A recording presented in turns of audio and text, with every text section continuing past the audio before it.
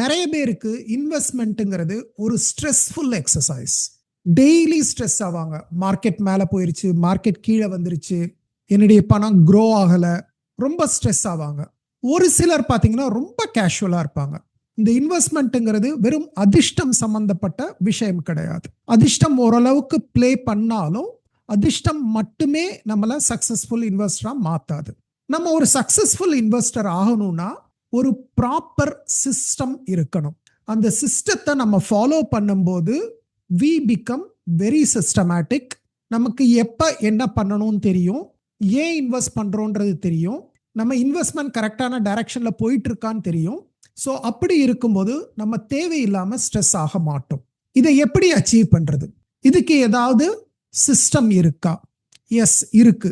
PDCA சைக்கிள்னு சொல்லுவாங்க. அதை பற்றி தான் இந்த வீடியோவில் நம்ம பேச போகிறோம். என் பேர் மாணிக்கவேல் ஆறுமுகம். நீங்கள் பார்த்துட்டு இருக்கிறது Grow with Manik channel. So PDCA சைக்கிள்ங்கிறது என்ன? Plan, do, check, act. இந்த PDCA cycle is very popular. நிறைய பேர் அவங்க ஒர்க்கில் யூஸ் பண்ணியிருப்பீங்க PDCA சைக்கிள். நீங்கள் ஏதாவது ஒரு ப்ராஜெக்டில் ஒர்க் பண்ணுறீங்க, அல்லது மேனுஃபேக்சரிங் இண்டஸ்ட்ரியில் இருக்கீங்க, அல்லது ப்ராசஸ் ரிலேட்டடாக ஒர்க் பண்ணுறீங்க. இந்த மாதிரி எந்த இண்டஸ்ட்ரியில் இருந்தாலும் PDCA நிறைய இடத்துல அப்ளை பண்ணியிருப்பீங்க. குவாலிட்டி மேனேஜ்மெண்ட்டில் இருக்கவங்க கண்டிப்பாக யூஸ் பண்ணியிருப்பீங்க PDCA. And day to day லைஃப்க்கும் PDCA is very very useful system. இந்த சிஸ்டத்தை இன்வெஸ்டிங்க்கு எப்படி யூஸ் பண்ணலாம் அப்படின்றத பற்றி தான் இந்த வீடியோவில் நான் பேச போகிறேன். ஸோ இந்த சிஸ்டம் அப்ளை பண்ணும்போது first step is call planning. So planning நம்மளுடைய இன்வெஸ்ட்மெண்ட்டுக்கு ரொம்ப ரொம்ப முக்கியம். ஒரு ஃபேமஸாக ஒரு கோட் இருக்கு, failing to plan is planning to fail. அதாவது நீங்க பிளான் பண்ணாம விட்டுட்டீங்கன்னா அது ஆல்மோஸ்ட் லைக் நீங்க தோல்விக்கான ஒரு பிளானிங் பண்றதுக்கு ஈக்குவல்னு சொல்றாரு. ஸோ கண்டிப்பா ஒரு பிளான் இருக்கணும். ஸோ அப்படி பிளான், என்ன பிளான் இருக்கணும்? ஒரு இன்வெஸ்ட்மெண்ட்ல என்ன மாதிரி ஒரு பிளான் நான் பண்ணணும் அப்படின்னு சொன்னாக்க, again I will talk about ஒரு 5 steps within planning. நீங்க ஒரு இன்வெஸ்ட்மெண்ட் ஆரம்பிக்க முன்னாடி என்ன பண்ணணும்? ஒரு 5 ஸ்டெப்ஸ் இருக்கு. ஃபர்ஸ்ட் ஸ்டெப் என்ன? Identify your goals. நீங்க எதுக்காக இன்வெஸ்ட் பண்றீங்கன்றது தெளிவா தெரிஞ்சிருக்கணும். பிளைண்டா ஆரம்பிக்காதீங்க. பிளைண்டா என் பணம் க்ரோ ஆகணும், அதுக்காக நான் இன்வெஸ்ட் பண்றேன் அப்படின்னு ஆரம்பிக்காதீங்க. சும்மா நான் FDல இருக்கிறதுக்கு பதிலா மியூச்சுவல் ஃபண்ட்ஸ்க்கு இன்வெஸ்ட் பண்றேன் அப்படின்னு பண்ணாதீங்க. சும்மா கம்பேர் பண்றதுக்காக நான் பண்றேன் அப்படின்னு பண்ணாதீங்க. ஒரு கோல் இருக்கணும். ஏதோ ஒரு கோல். உங்களுடைய ரிட்டையர்மெண்ட் கோலா இருக்கலாம். ஸோ ரிட்டையர்மெண்ட் எப்போ ஆக போறீங்க, அதுக்கு எவ்வளோ பணம் வேணும், ரைட்? ஸோ ரிட்டையர்மெண்ட் கோலா இருக்கலாம். உங்களுடைய பொண்ணுக்கு கல்யாணம் ஒரு 10 வருஷத்துல வருது, அதுக்காக இருக்கலாம். ஒரு கார் 5 வருஷத்துல வாங்கணும்னு நினைக்கிறீங்க, அதுக்காக இருக்கலாம். ஒரு வீடு 7 வருஷத்துல புது வீடு வாங்கணும்னு நினைக்கிறீங்க, அதுக்காக இருக்கலாம். So identify your goals. So first step, investment ஆரம்பிக்கிறதுக்கு முன்னாடி என்ன கோல்னு உட்காந்து யோசிங்க. அதை ஒரு பேப்பர்ல எடுத்து எழுதுங்க, கையில எழுதுங்க. Identify your goals, first step. Second, அந்த கோல் அச்சீவ் பண்றதுக்கு எவ்வளோ நாட்கள் இருக்குன்றதையும் எழுதுங்க. ஃபார் எக்ஸாம்பிள், உங்க பொண்ணுக்கு கல்யாணம் இன்னும் 15 வருஷம் இருக்குன்னா 15 வருஷம் டைம் இருக்குன்னு எழுதுங்க. உங்களுடைய ரிட்டையர்மெண்ட் இன்னும் ஒரு 25 இயர்ஸ்ல நீங்க ரிட்டையர் ஆக போறீங்கன்னா எழுதுங்க, time to retire 25 years. So first goal. அடுத்து அந்த கோலை ரீச் பண்றதுக்கு எவ்வளோ டைம் இருக்கு. தேர்டு, இன்னைக்கு நிலைமைக்கு அந்த கோல் எவ்வளோ எக்ஸ்பென்சிவ். ஃபார் எக்ஸாம்பிள், உங்க பொண்ணுக்கு ஒரு கல்யாணம் நடத்தணும்னு நினைக்கிறீங்க, இன்னைக்கு அந்த கல்யாணம் நடக்கணும்னா அதுக்கு எவ்வளோ ஸ்பெண்ட் பண்ணணும். Let us say for example ஒரு 25 lakhsனு வச்சுப்போம். இன்றைய செலவுல நீங்க கல்யாணம் பண்ணணும்னா 25 லட்சம் வேணும்னு வச்சுப்போம். ஸோ அது இன்னைக்கு எக்ஸ்பென்சஸ். அதே போல இன்னைக்கு நீங்க ரிட்டையர் ஆகுறீங்கன்னா உங்களுக்கு மாச செலவு எவ்வளோ? சே மாசம் நீங்க 50,000 ரூபாய் செலவு பண்றீங்க. ஸோ வருஷத்துக்கு ஒரு 6 லட்சம் இன்னைக்கு நீங்க ரிட்டையர் ஆனீங்கன்னா தேவைப்படும். ஆனா நம்ம கோல் இன்னைக்கு இல்லை, நம்ம கோல் ஃபியூச்சர்ல இருக்கு. அது 5 வருஷம் கழிச்சோ, 10 வருஷம் கழிச்சோ, 15 வருஷம் கழிச்சோ, 25 வருஷத்துலயோ இருக்கு. ஸோ இன்னைக்கு இருக்கிற எக்ஸ்பென்சஸ் அந்த டைம்ல இருக்காது. ஸோ நம்ம 4வது ஸ்டெப் என்ன? இன்ஃப்ளேஷன் என்ன, நம்மளுடைய அந்த பர்டிகுலர் கோலுக்கு என்ன இன்ஃப்ளேஷன் இருக்கும். ஃபார் எக்ஸாம்பிள், எஜுகேஷன்னா டிபிக்கலி இன்ஃப்ளேஷன் ஹையரா இருக்கு. ஒரு உதாரணத்துக்கு சொல்லணும்னா, ஒரு 2016 ஒரு மெடிக்கல் காலேஜை நான் விசாரிக்கும் போது அவங்களுடைய fees, annual fees 11 lakhs per year சொன்னாங்க. சென்னையில் இருக்கக்கூடிய ஒரு medical college 11 lakhs per year. அதே மெடிக்கல் காலேஜ் இன்னைக்கு அட்மிஷன், அதாவது 10 வருஷம் கழிச்சு போய் பார்க்கும்போது கிட்டத்தட்ட 30 lakhsக்கு மேல இருக்கு. இந்த 10 வருஷத்துல அதனுடைய செலவு வந்து 3 மடங்கு ஆயிருச்சு. ஸோ இன்ஃப்ளேஷனை அக்கௌண்ட்ல எடுத்துக்கோங்க. இந்த 4 ஸ்டெப்பு முடிஞ்சவன, அதாவது கோல் என்ன, எத்தனை வருஷம் இருக்கு, அந்த கோலுக்கான இன்னைக்கு எக்ஸ்பென்சஸ் எவ்வளோ, இன்ஃப்ளேஷன் எவ்வளவா இருக்க போது, இன்ஃப்ளேஷனை வச்சு தான் ஃபியூச்சர்ல நம்மளுடைய செலவு என்ன நம்மளால கால்குலேட் பண்ண முடியும். இன்னைக்கு 11 லட்சம்ங்கிறது 10 வருஷம் கழிச்சு 30 லட்சம் ஆயிருதுன்றப்போ அதுக்கு நம்ம பிளான் பண்ணணும். அந்த 30 lakhsக்கு தான் நம்ம பிளான் பண்ணணும், 11 lakhsக்கு இல்லை. இதெல்லாம் ஃபிக்ஸ் பண்ண, இந்த 4ஐயும் பிளான் பண்ண பிறகு 5வது ஸ்டெப் என்ன, உங்களுடைய சூட்டபிள் ப்ராடக்ட் என்ன, எந்த ப்ராடக்ட்ல நான் இன்வெஸ்ட் பண்ணணும். அது வந்து இட் டிபெண்ட்ஸ் ஆன் உங்ககிட்ட எவ்வளோ பணம் இருக்கு, எவ்வளோ உங்களால் இன்வெஸ்ட் பண்ண முடியும், எவ்வளோ ரிட்டர்ன் எதிர்பார்க்குறீங்க, உங்களால் எவ்வளோ ரிஸ்க் எடுக்க முடியும். இதையெல்லாம் கால்குலேட் பண்ணி தான் you need to decide what is a suitable product. அந்த சூட்டபிள் ப்ராடக்ட் டிசைட் பண்ண உடனே of course you know need to have one product, you can have multiple products. Then you decide what is the frequency of investment. மாசம் invest பண்ண போறீங்களா, எவ்வளோ invest பண்ண போறீங்க, வருஷம் அதை இன்க்ரீஸ் பண்ண போறீங்களா, ஸ்டெப் அப் பண்ண போறீங்களா, இதெல்லாம் வந்து திங்க் பண்ணணும். அடுத்து அசெட் அலோகேஷன் என்னன்னு டிசைட் பண்ணணும். அசெட் அலோகேஷன் என்ன, let us say for example நான் ஈக்விட்டியில் கொஞ்சம் இன்வெஸ்ட் பண்ண போறேன், கோல்டில் கொஞ்சம் இன்வெஸ்ட் பண்ண போறேன், பாண்ட்ஸில் கொஞ்சம் இன்வெஸ்ட் பண்ண போறேன், ரியல் எஸ்டேட்டில் கொஞ்சம் இன்வெஸ்ட் பண்ண போறேன். அப்போ என்ன ப்ரப்போர்ஷனில் நான் இன்வெஸ்ட் பண்ண போறேன்றது தான் asset allocation. let us say for example சிம்பிளிசிட்டியா நான் ஈக்விட்டிலையும் ஒரு ஃபிக்ஸட் இன்கம்ல மட்டும்தான் இன்வெஸ்ட் பண்ண போறேன். என்னுடைய அசெட் அலோகேஷன் let's say 70-30ல நான் ஆரம்பிக்க போறேன். அதாவது 70% ஈக்விட்டி, 30% ஃபிக்ஸட் இன்கம். ஸோ இது வந்து I am starting with this asset allocation. But இதே அசெட் அலோகேஷனை நம்ம மெயின்டைன் பண்ண மாட்டோம். கோல் நியரர் ஆக ஆக நம்மளுடைய ஈக்விட்டி போர்ஷனை குறைச்சிட்டு ஃபிக்ஸட் இன்கம் போர்ஷனை இன்க்ரீஸ் பண்ணணும். So maybe I start 70-30 now. ஒரு 3 வருஷம் கழிச்சு ஐ மே வாண்ட் டு மேக் இட் 60-40. இன்னொரு 3 வருஷம் கழிச்சு it may be 50-50. It may become 30-70. It may become 10:90. And goal nearer வரும்போது almost 100% I want to be in the fixed income because I want to reduce the volatility. மார்க்கெட்ல இருக்கிற volatile nature என்னுடைய கோலை affect பண்ணக்கூடாது. கோல் பக்கத்துல வரும்போது market சரிஞ்சிருச்சுன்னா உங்களால பணத்தை எடுக்க முடியாது. ஸோ முன்னாடியே நம்ம பிளான் பண்ணி என்ன அசெட் அலோகேஷன், எப்படி அந்த அசெட் அலோகேஷனை நம்ம ரீபேலன்ஸ் பண்ணி மாத்திக்கிட்டே இருக்க போறோம்ன்றதையும் நம்ம டிசைட் பண்ணணும். What is the review frequency, எவ்வளோ நாளைக்கு ஒரு தடவை நீங்க ரிவ்யூ பண்ண போறீங்க உங்க போர்ட்ஃபோலியோவை. தயவு செஞ்சு டெய்லி எல்லாம் பார்க்காதீங்க. டெய்லி பார்த்தீங்கன்னா தூக்கம் வராது, ஸ்ட்ரெஸ் ஆவீங்க. ஹாவ் ஒரு certain frequency, maybe once in a month you can take and see. Every month நீங்க வந்து சும்மா ஒரு பார்க்கலாம், ஒரு அண்டர்ஸ்டாண்டிங்காக. Once in 3 months you can take a deeper look. Once in 6 months maybe if you want you can do a rebalance. Generally once in a year more than sufficient. இல்லனா once in 6 months, half yearலியோ அல்லது இயர்லியோ நீங்க rebalance பண்ணணும். ரீபேலன்ஸ்ன்றது என்ன, நம்ம ஒரு asset அலோகேஷன்ல start பண்றோம், 70-30 start பண்றோம். But let us சே இந்த 6 monthsல ஈக்விட்டி பயங்கரமா பர்ஃபார்ம் பண்ணி மேல போயிருச்சு. இப்போ நம்மளுடைய ப்ரொபோர்ஷன் 80:20 ஆயிருச்சுன்னா நம்ம அந்த 6 monthsல ரிவ்யூ பண்ணும்போது, ரீபேலன்ஸ் பண்ணும்போது என்ன பண்ணலாம், இதுல இருக்கிற ஒரு 10% பணத்தை எடுத்து ஃபிக்ஸட் இன்கம்ல போட்டுடலாம். அதாவது something like profit booking. So இதுல இருந்து எடுத்து அதுக்கு நான் மூவ் பண்ணிடுறேன். ஸோ நான் வந்து மார்க்கெட் ரைஸ் ஆனதுனால எனக்கு வந்த ப்ராஃபிட்டை I am moving into fixed income. So அதுதான் ரீபேலன்சிங். அஃப்கோர்ஸ் அதே சமயத்தில் மார்க்கெட் ரொம்ப கீழே போகுது, you can push some money from fixed income to the equity so that market மேலே போகும்போது I can pull it back, right? So அந்த rebalancing எப்போ பண்ணணும் அதையுமே வந்து நம்ம டிசைட் பண்ணணும். So these are the 5 steps. First step என்ன, ஐடென்டிஃபை யுவர் கோல்ஸ்.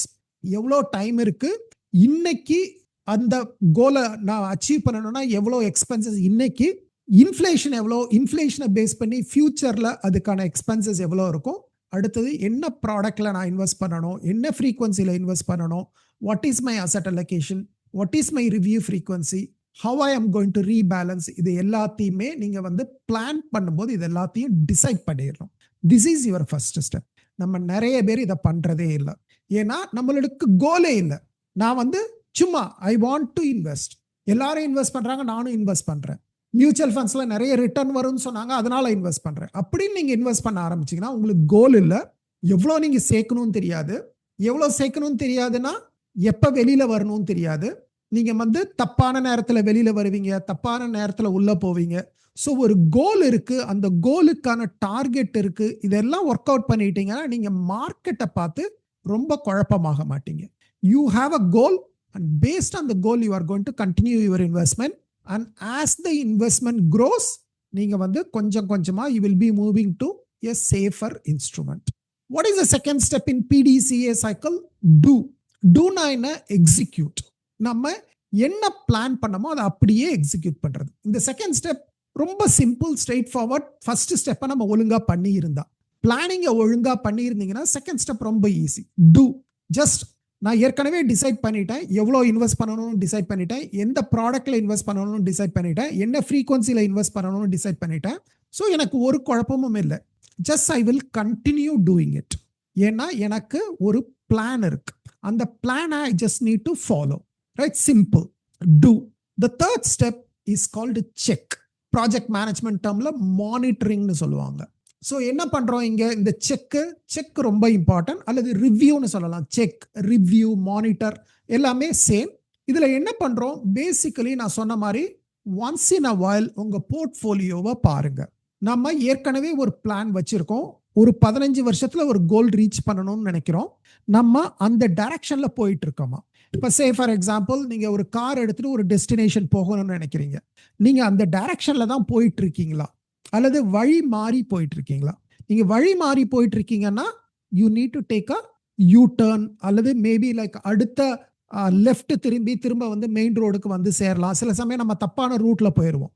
அந்த ரூட்ல இருந்து நம்ம வந்து திரும்பி பழைய ரூட்டுக்கு வந்தாதான் நம்ம டெஸ்டினேஷன் கரெக்டா போக முடியும். நம்ம டைவர்ட் ஆனதே நமக்கு தெரியலன்னா நம்ம we will be going somewhere else. கரெக்டா? நான் வந்து திருச்சி போகணும்னு நினைச்சேன், பட் போற வழியில தப்பான ரூட் திரும்பி நான் கும்பகோணம் போயிட்டு இருப்பேன். So you need to know what is your destination. அதுக்கு தான் பிளானிங் இம்பார்ட்டன்ட். அண்ட் ரெகுலரா வி நீட் டு ரிவ்யூ. நம்ம எங்க இருக்கோம்?